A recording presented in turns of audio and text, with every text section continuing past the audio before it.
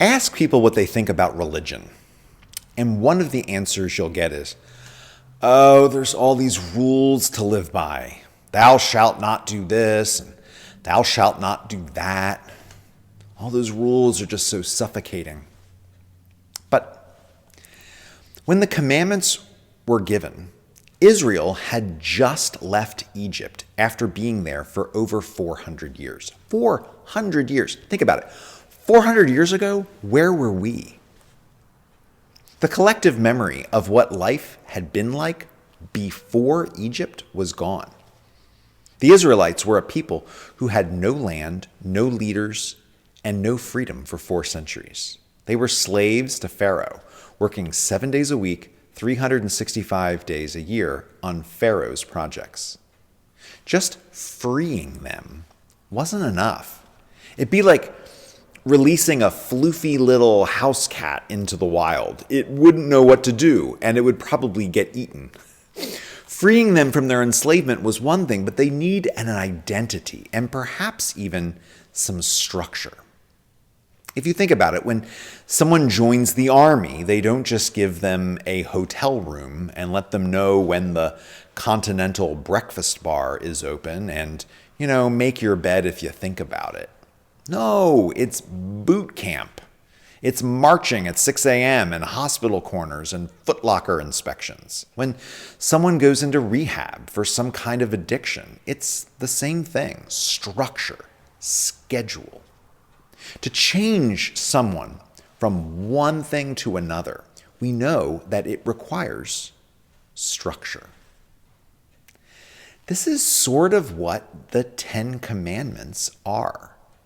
And this is what the other 603 commandments of the Torah are all about too. God reforms the people of God from an enslaved nation into a chosen nation. And that required some structure and some thou shalls and thou shalt nots for good measure. The 10 Commandments are also pretty basic. There's the 3 specifically religious commandments about only having one God, not having any idols, and not taking God's name in vain. And then God commands us to take a day off every week, which, as commandments go, it's not exactly draconian, especially for a nation of slaves who had just been working 365 days a year for 400 years or so. Take a day off.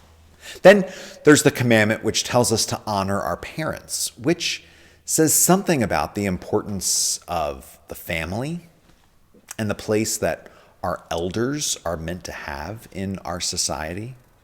There's the prohibitions against murder, theft, and lying in court. I mean, would you want to live in a place where those things were just perfectly fine? There's a prohibition against adultery, which again speaks to the importance of family and the importance of the vows and the commitments that we make. And then there's the prohibition against coveting that which belongs to someone else. I mean, when you look at it, these 10 commandments aren't exactly dragging us down into a life of restriction.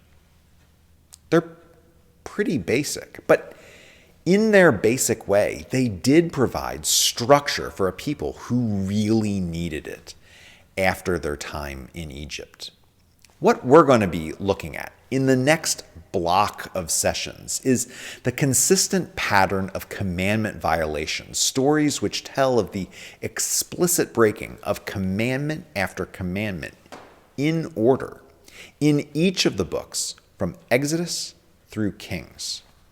It's one of those patterns that once you see it, you can't unsee it.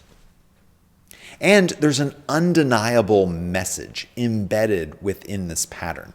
The breakdown of the 10 Commandments paralleled the breakdown of Israel, and the consequences were severe. Baruch, the editor, is speaking to a people who had just lived through a paralyzing catastrophe, and he's telling them to return to God, return to God's ways, and maybe, just maybe, they could return home.